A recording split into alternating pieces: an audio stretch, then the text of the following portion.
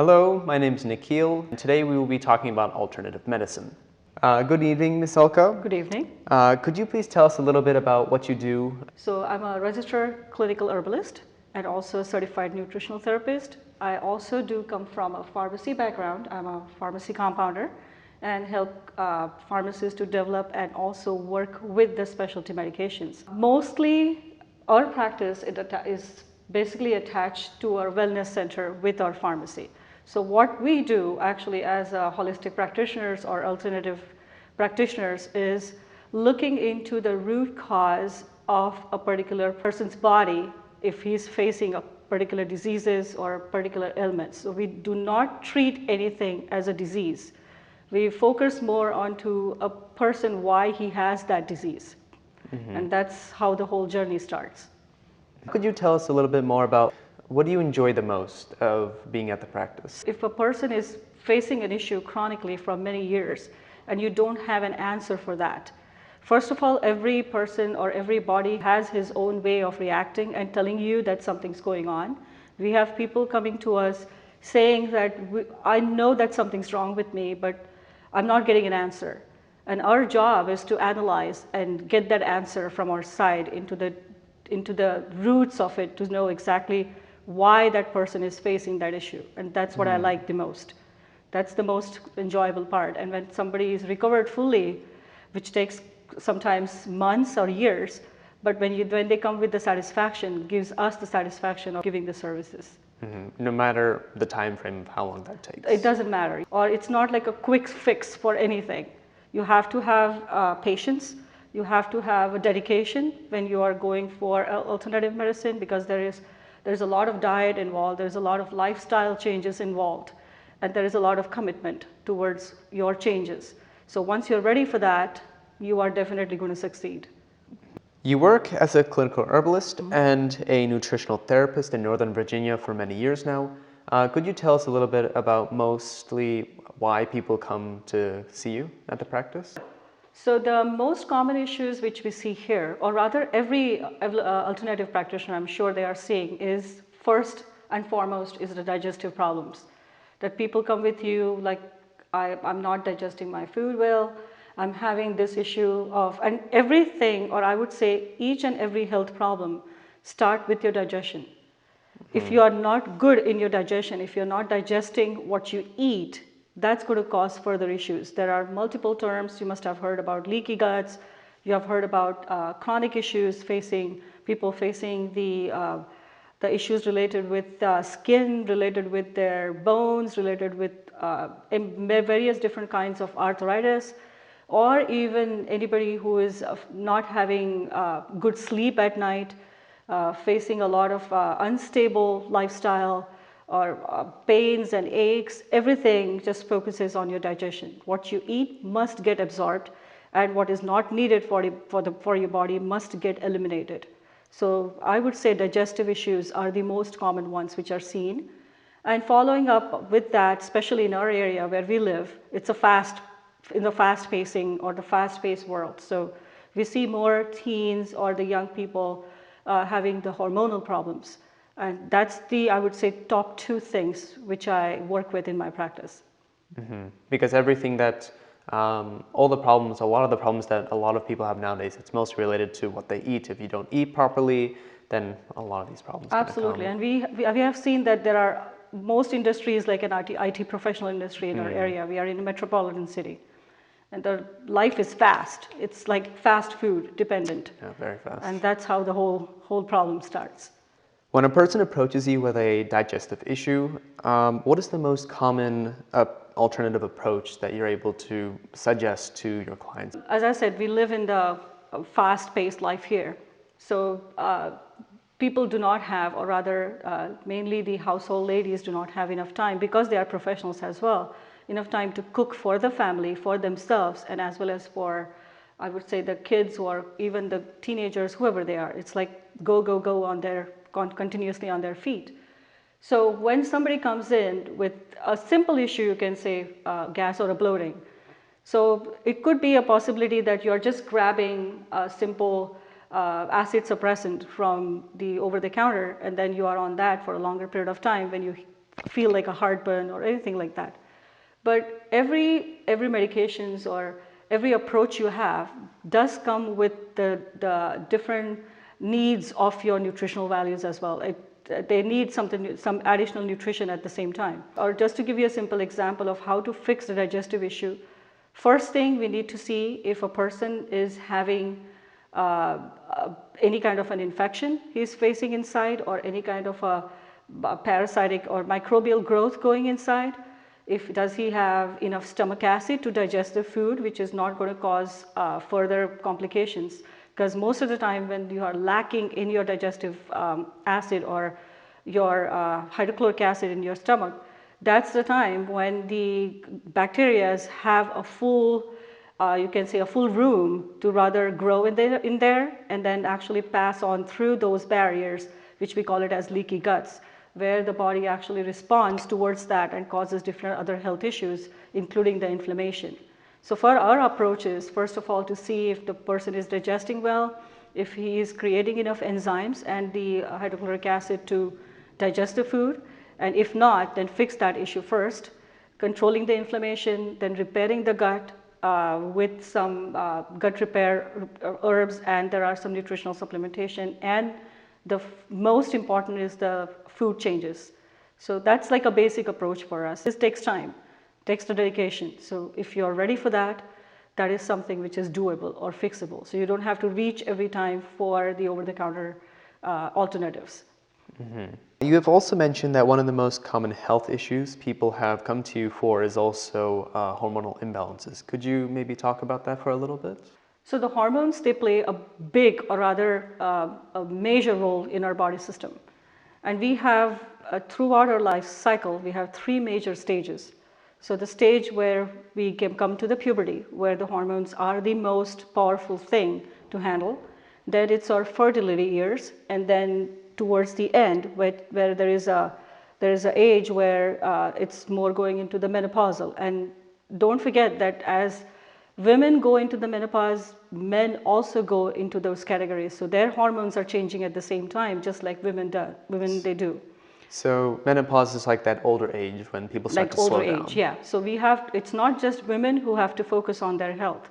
It's men at the same time, they have to focus on their hormonal health at the same time. Because endocrine system, when you say hormones, it's a vast umbrella term. For thyroid, it's a regular hormones like progesterone, testosterone, estrogen, DHEA, cortisols, because that controls your whole circadian rhythm, everything. At the same time, your endocrine system also, it comes with the controlling of diabetes, with like insulin control, everything. So does impact both. It's not just ladies who go through all that. It's both men and women. So when I see especially the most interesting part which I'm seeing now is the first and the last stage. I'm not saying many clients coming for in the fertility age, but what we see mostly in our practice is the younger generation, or the generation of your age, where they are having like a tremendous bad acne, or having a trouble of, especially in girls, having a longer period, either like amenorrhea, having no period at all, or having very painful cycles, those kind of issues. And boys, as I said, that really bad acne, or having baldness, like male pattern baldness is becoming like a more common thing. And the ladies which I'm seeing is more towards the premenopausal or perimenopausal stage.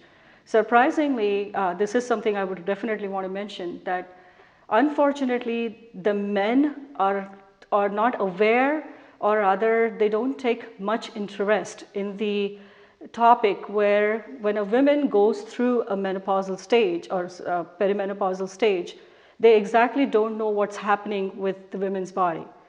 Or rather, that education does not reach to that capacity for the men. So my suggestion to everyone is the boys and the men of the house should know, even though they don't have the girls at home, it's just the mom, but they must know the body system of a woman of the house, that what she goes through, especially that particular age of 40 to 50, what she has to face, because it's a whole different transition.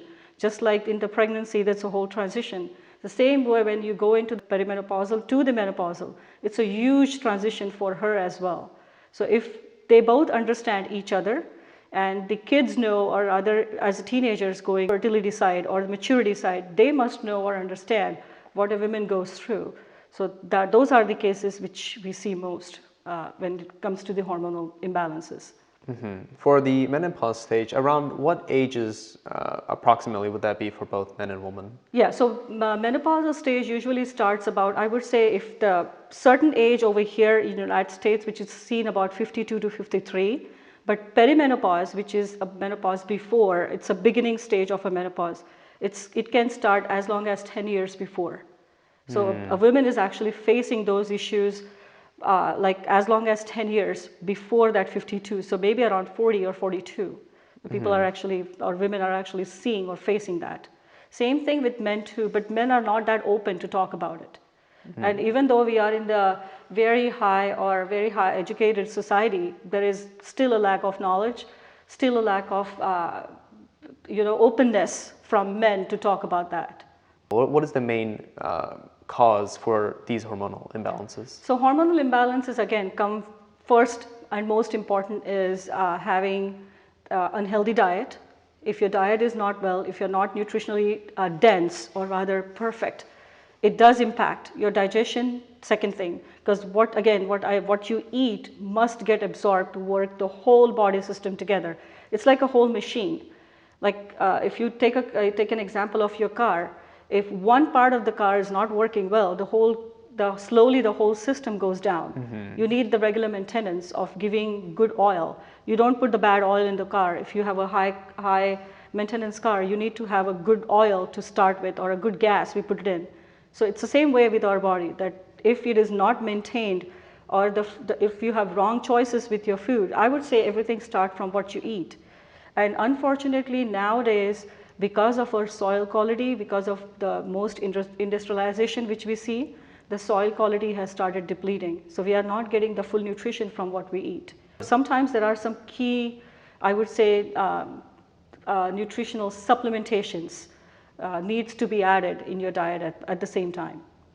So I would say the main part is the digestion. Your digestion has to be good to make sure that, and of course exercise. Regular exercise works miracles when it comes to the hormone balances.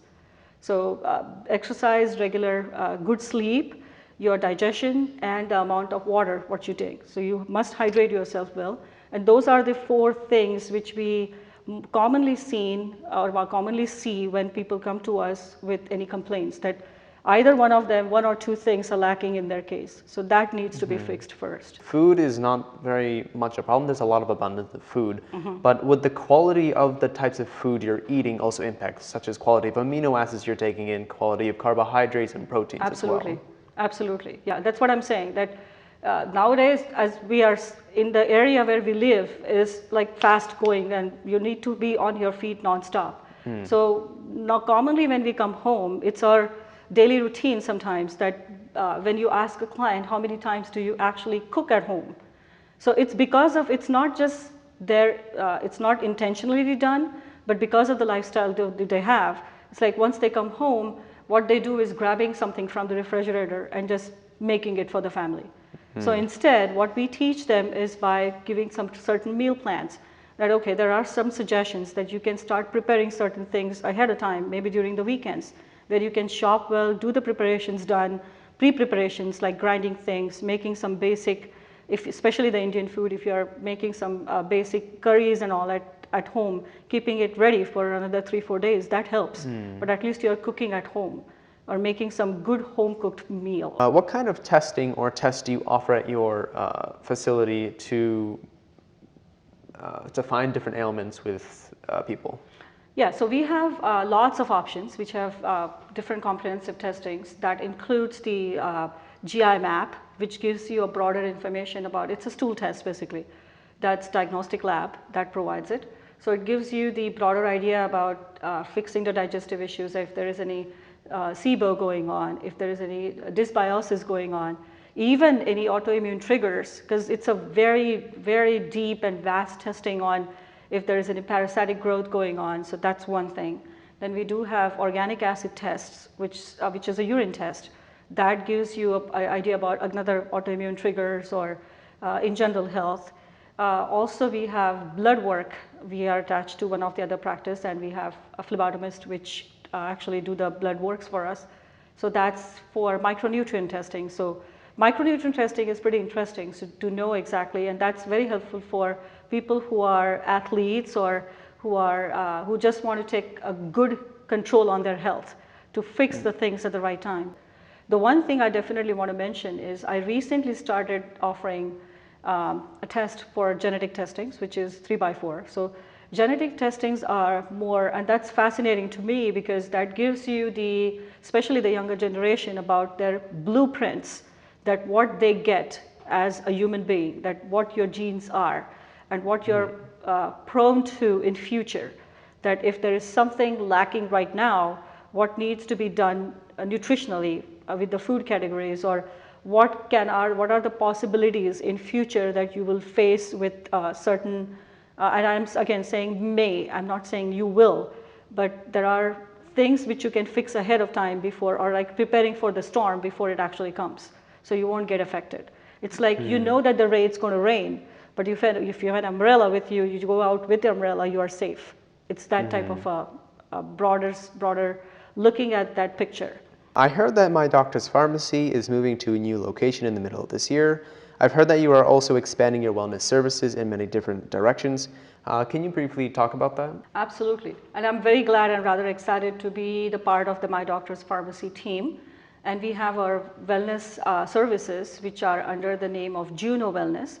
And we have a great team together. Our main wellness director, Christina, is actually she's a clinical nutritionist. She's also a licensed dietitian and nutritionist.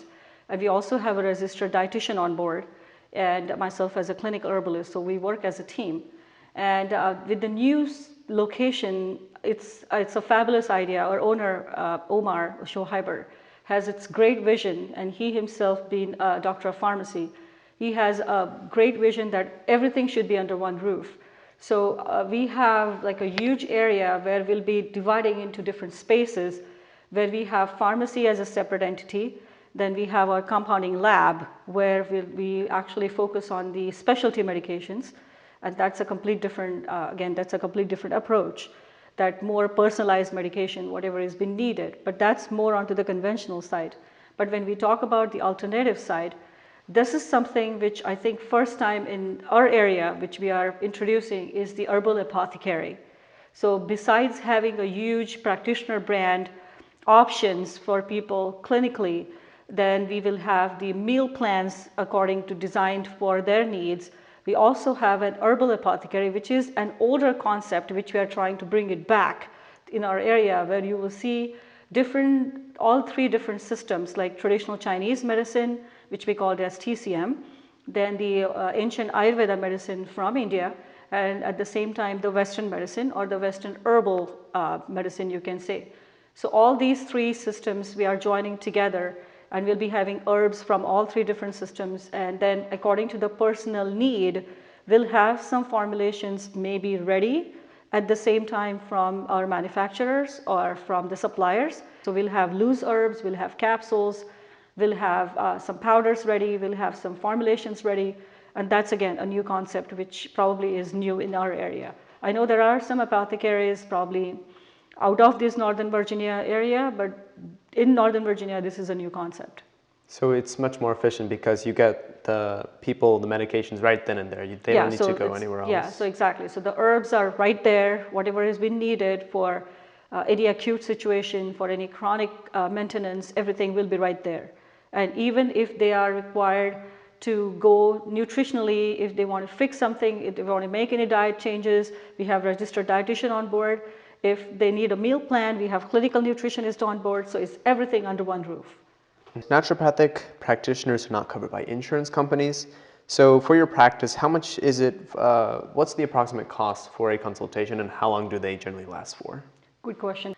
So usually depending upon the practice or what you do, the cost can go in between 150 as a beginning session, 150, 130 to up to 250 to 300 sometimes, depending upon your expertise. But that's the initial cost, and usually the first session, approximately for, at least for us, it's about 60 minutes or an hour. But for the follow-ups, usually the cost is much lower, and the follow-ups are about 30 minutes on an average. And the frequency of those sessions depending upon person to person. Sometimes you need to meet once in 6 weeks, maybe a little longer, or maybe a little earlier, like maybe 4 weeks, but usually 4 to 6 weeks, I would say, visits, and depending upon what you're fixing and how long do you have to go with those alternative options. But that's the usual cost for it. I have one last question for you. What advice do you have for the community in general on alternative medicine? So the main thing what you have to look for, or rather everyone, or I would say the layman has in their heads, is when I'm using a naturopathic treatment, or when you are using a naturopathic, it could be herbal supplementation, whatever it is, it's safe. That's what everybody has in their mind. But you have to be mindful about that it's a phytochemistry you're talking about, that every plant has its own chemistry. Just like drugs have their chemistry, the plants do have their own. So there is a particular way of using them. Everything is not the safe, like you cannot do anything excess because they will react back to you. So I would say when you are going for any or choosing a naturopathic practitioner, always check for their credentials. That there are multiple different credential societies here, like American Herbalists Guild is specifically done for the herbalist, that they require, or when we are getting our credentials checked by them, they require certain things from us, like having a continuous education. What type of an education do you have in herbal studies? At the same time, what type of cases you deal with? So they have their criteria which we have to pass, just like board. So if you don't do that, they will never recommend you to practice. So always when you look for any alternative medicine, don't be under that impression as everything is safe when you go for natural. So each thing has their own side effects. Each thing does have their own advantages. And I would say always listen to your body first, because your body always signals you that something's wrong, and listen to it first. That if it's telling you that you need to take control of your health, then you listen to that first rather ignoring it. But at the same time, again, your diet, your nutrition, choosing the right practitioners, those are the most important things which you have to consider, because you are spending money. These things are not cheap. Again, as you mentioned, the insurance is not taken during those services. So be smart, listen to your body when it is needed, make those changes, be open for lifestyle changing, and be consistent with whatever you are doing. Don't just leave the things in between, because it's not an easy path. It's not an easy fix. So you have to be consistent with that. So that's all I want to say. Thank you. Thank you for being with us for our session today. Maybe sometime in the future if you could come again, but Absolutely. thank you. Thank you again. Thank you for having me.